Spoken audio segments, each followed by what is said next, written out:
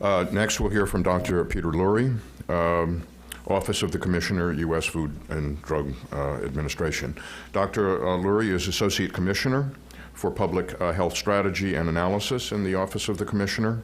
Prior to that, he was a senior advisor in the Office of Policy and Planning, where he worked on a number of policy issues, including antimicrobial resistance, drug shortages, and the international dimensions of tobacco control.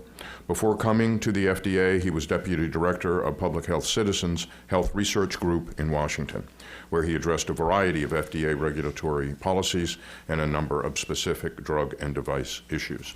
So we're pleased to have Dr. Lurie with us. Thanks. All right, good morning, everybody. So I think that Josh has set the stage well for me to try and move the ball a little bit forward here. And I think really the object is to move the ball forward and pass it on to you all, and hope that you can take it further still. And so he's mentioned that we have a charge to you to look at the broader public health implications of the evaluation of new opioid products. And I just want to start off with a few acknowledgments of some folks who helped me put this together.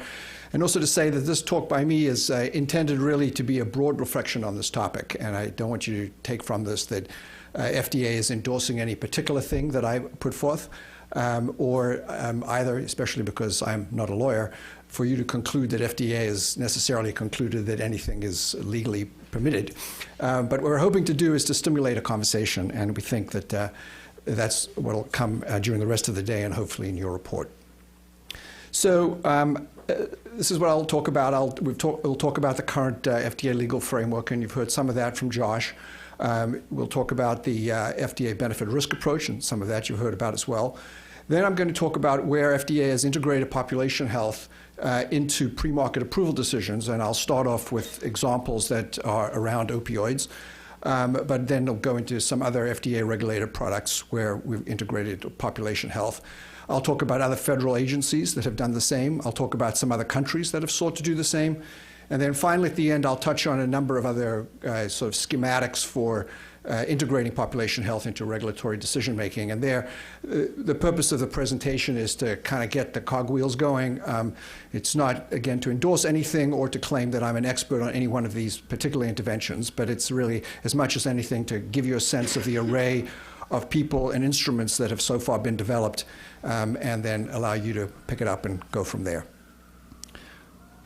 Okay, so Josh touched on this. This is our legal framework for approving medications. It states that we're required to consider whether the drug is safe in the first bullet and effective in the second bullet under the conditions prescribed, recommended, or suggested in the proposed labeling thereof.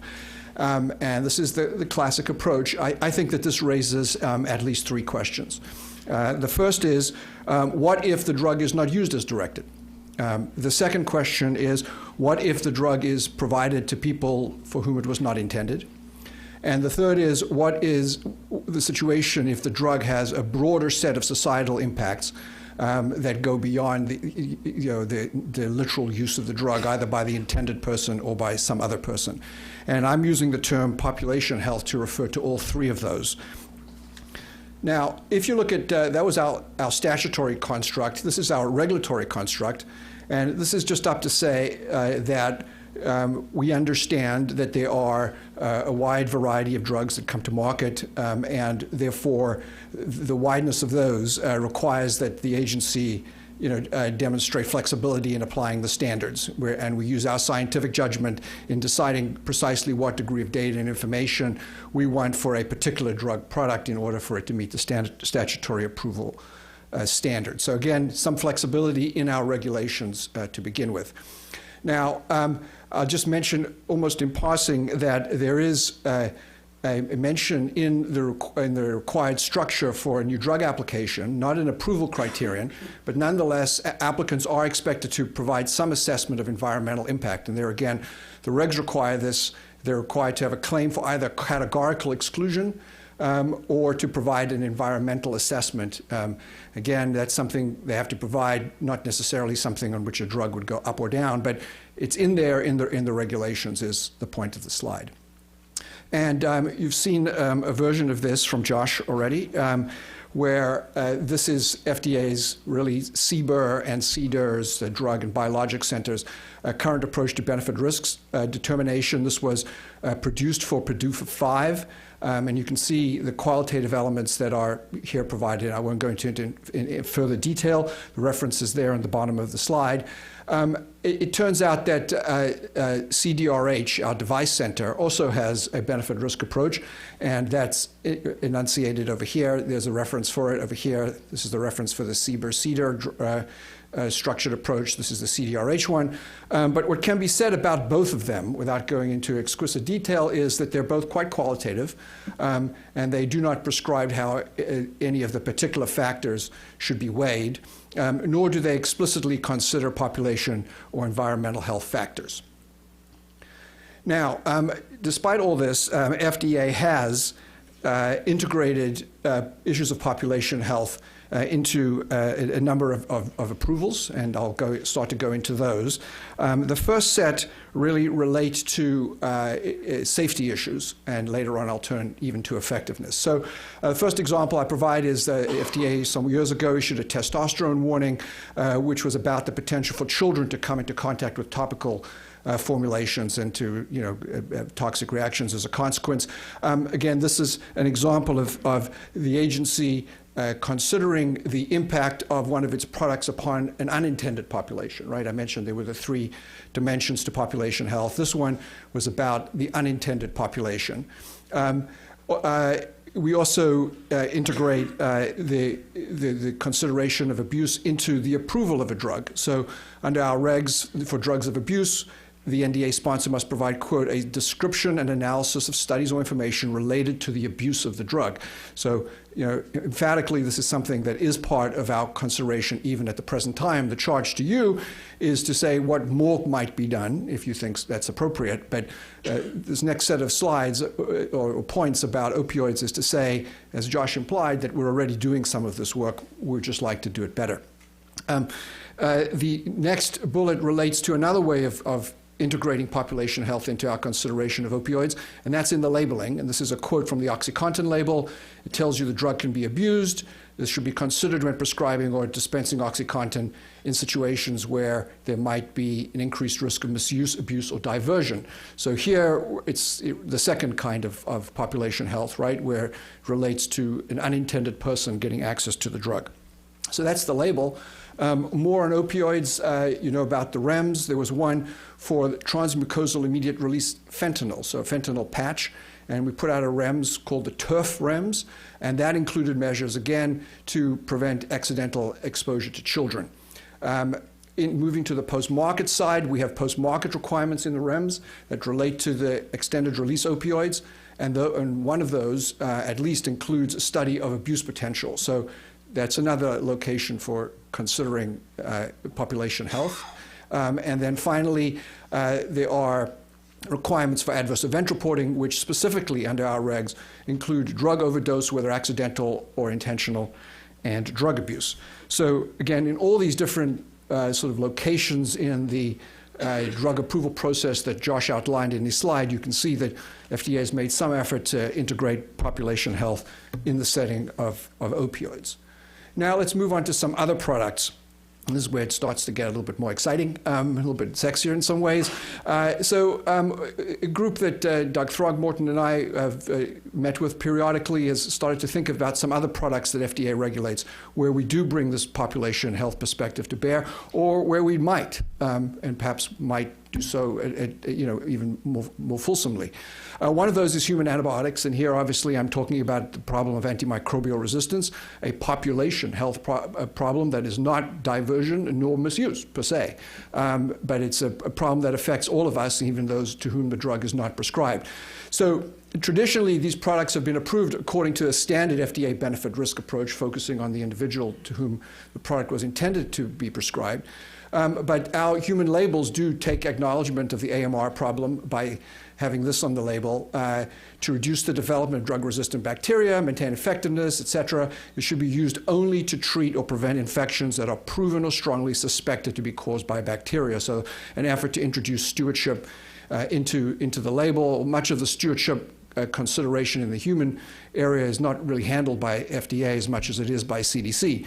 But here's an effort by FDA to consider this broader population impact. Now, veterinary antibiotics is in some ways a more interesting example, because here the concern is that the use in the agricultural setting will prompt the development of resistance, which will in turn affect human health. And so beginning some years ago, we've developed a process that will result, as of December 31st of this year, in the voluntary withdrawal of indications of growth promotion, right, from the labels of all antibiotics that are medically important. And as I say, that will be finished very shortly. I will also bring those products under the auspices of a veterinarian, which has not been the case for many of these products. And then so that's really a regulatory or really a guidance is what we use in that case to accomplish that. It's a voluntary process, but all of the relevant manufacturers have indicated that they'll comply. So that's a guidance process to introduce population health. And then we're going to attempt to assess the impact of antimicrobial resistance on the general population as a consequence of this policy. So there's population health in the research side, the policy and evaluation side, another place you might consider. Here's a wholly different thing, also from the veterinary side, and this deals with a genetically engineered mosquito called Aedes aegypti. A company has introduced a self-limiting gene into the product. This is considered a new animal drug under FDA's regulatory structure. And this self-limiting gene would prevent males from surviving to adulthood, and thereby to suppress local populations at the places that they are released. Obviously, this has implications for the broader population who would be exposed to this. And the hope would be that since the species is known to transmit human viral diseases listed there, that you might have an impact ultimately upon disease transmission.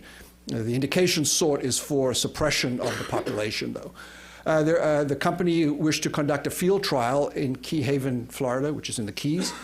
And under the National Environmental Policy Act, they were required to conduct an environmental assessment. So environmental assessment is sort of the lesser of two possible approaches to assessing the environment. If the environmental assessment shows you that you have significant impact, then you have to do something more extensive called an environmental impact statement. But what happened here was the environmental assessment was conducted. It had what's called a finding of no significant impact, a FONSI. And so from the FDA's perspective, the company is now cleared to go ahead and conduct their trial. They still need to meet local, state, and federal requirements, and you can imagine there's been a certain amount of resistance at the local level to this. But again, a broad population health issue, and this has been FDA's way of addressing it so far. All of those discussions were really about safety issues, and I think we think about that when we think about population health issues. But we should remember that population health can also be benefited by population health considerations. And I think vaccines are the classic example of this. We all know about herd immunity, and so that's a broader kind of impact than even the folks who get the vaccine, and obviously that's why we drive for high vaccination rates. A not often told story is that in influenza vaccine, more and more the recommendations have been to vaccinate larger and larger portions of the population. 20 years ago, it used to be focused on folks over 65 and with particular cardiovascular and respiratory risk factors, but more and more it's becoming the full general population. Those new populations will, in fact, benefit less from the vaccine than will the old population. And really, more and more, we're vaccinating the general population to disproportionately benefit an at-risk population. Similarly, the human papillomavirus virus vaccine, it's now recommended that boys be vaccinated. But the dark truth is that the primary beneficiaries of that are likely to be women. because the diseases that are prevented in boys or men are relatively rare compared to those that the vaccine might prevent in women. This is a somewhat different situation, I think, than some of these other products I've talked about, in that parallel or supplementing FDA's efforts, there's a whole other apparatus for vaccines over at the CDC, right? The Advisory Committee on Immunization Practices, and that partly drives a public health consideration here in ways that we don't really have operating in the opioid sphere. Now, not often acknowledged is that there actually is an entire statutory authority that literally requires FDA to consider population health, and that exists in the tobacco area. And our new Tobacco Control Act of 2009 has a pre-market authorization standard for new tobacco products. And it states, somewhat in the negative here, unfortunately, that the Secretary shall deny an application if there is a lack of a showing that the product would be appropriate for the protection of the public health. So there, right there in the Food, Drug, and Cosmetic Act, as amended by the Tobacco Control Act, is a requirement for a public health consideration. And that is precisely what our Center for Tobacco Products is attempting to do. This is a slide that gets you to think a little bit about how a public health impact might be assessed for a new tobacco product. This is not per se what the center is doing, but it's just to get you thinking about how one would consider an overall public health impact for, say, a new tobacco product. So there are a number of populations that let's say it was an electronic cigarette, for example, okay? So one possibility is that if you had an electronic cigarette, there might be some people who are current smokers of ordinary combustible cigarettes, and some of them might quit. There might be others who were about to quit, right? And along comes the electronic cigarette, and they decide that they can get their nicotine hit that way, and so they don't quit, or they move into a mixed-use category. There might be others who reduce the amount of exposure to combustibles, and there might be others, particularly young people, who might enter into the tobacco market altogether through the electronic cigarette and ultimately graduate to combustibles. So there are all these populations, and the impact upon all of them really has to be considered in the assessment of a net public health impact. I'll mention in a different color that there is also a notion that the electronic cigarette in particular could undermine social sanctions against smoking. So if, for example, electronic cigarettes were permitted on planes, which they aren't right now, those kinds of sanctions, or the requirement that you go outside of this building to smoke, if one were able to evade those kinds of social restrictions, to the extent that those social restrictions have had an impact on the overall decline in tobacco consumption in this country, those might be undermined. So it's an enormous number of things. They have an overall impact upon the net public health. And in a little bit further on, I'll show you a model that actually tries to look at this all together mathematically. Now, what about other federal agencies? Well, here's the Federal Insecticide, Fungicide, and Rodenticide Act, something you probably didn't expect to hear about today. And that is required. This is the way pesticides are regulated in this country. And again, the public health response or aspect is explicit in weighing any regulatory action. Considering a public health pesticide, this is looking at sort of global spraying of pesticides as opposed to, stuff that you've got under your sink at home, right? Shall weigh any risks of the pesticide against the health risks, such as the disease transmitted by the vector, to be controlled. It's not simply about the toxicity of the product, it's this broader public health approach. Nuclear power plants, those are formally approved, as you know, before anyone can go online. You need a construction permit and an operating license in order to do so. But if you look at the NRC's approach, I didn't find any explicit criteria for approval. Instead, they rely upon a procedural approach in which there are multiple opportunities for public input. There's a requirement for the environmental impact statement, which, as I mentioned earlier, is that kind of higher level of environmental impact assessment. So here, the procedural approach. And now, just a couple of lessons from abroad. This is from Norway, and this is a kind of long-lost little footnote in drug regulatory history. It turns out that Norway used to have something called a medical need clause. And under that medical need clause, drugs had to be assessed not only from a scientific and a technical point of view, but also in relation to the medical need for that product. The consequence of that was that at the time this was in existence, there were a couple of thousand drugs on the market in Norway compared to 10,000 or more than that in this country. So they restricted the number of drugs on the grounds of medical need. And again, that's clearly a population health perspective. So it introduced that, had some other elements that we don't need to go into, but they're included here for completeness. But that medical need clause was eliminated in 1994 when Norway entered the European Union. There's a reference at the bottom if you want to read more about that. And finally, on the experience abroad, practices of other governments, and the European Food Safety Agency developed a guidance on this topic with some general recommendations. This was really more of a research approach, and they considered two paradigmatic cases. The one is dietary fish consumption, and in this, it's the risk or benefit of one component of the fish against the risk or benefit of other components of the fish. And here, the one component is the potential presence of methylmercury as a contaminant against other elements in the fish that might have beneficial impacts upon neurological development, and trying to strike a balance between these two components of the fish, as it were. They did a formal assessment of that. And then they also looked at selenium, which is really looking at the risk and benefit of a single product, so a single a component of the product, in which it has both risks, selenosis, and potential benefits, which are cancer prevention. So here again, a research approach to introducing population health. Now, just finally turning to how you might actually go about assessing population health. And I've got a few different ways of approaching this for you. Again, just trying to get the cogs going. I don't claim to be an expert on any of these particular methods. But I'll start off with something called health impact assessment. And for my definition, I'll turn to the National Academy of Sciences itself, which put out a report in 2011 entitled Improving Health in the U.S., the Role of Health Impact Assessment. They've got a definition. It's reproduced there for you. A systematic process that uses an array of data sources, analytic methods, considers input, et cetera, to determine the potential effects of a proposed policy plan or program. So it's about the impact of some particular policy upon the health of the population and how any benefits are distributed within that population. Now, the next slide is really reproduced from this source at the bottom.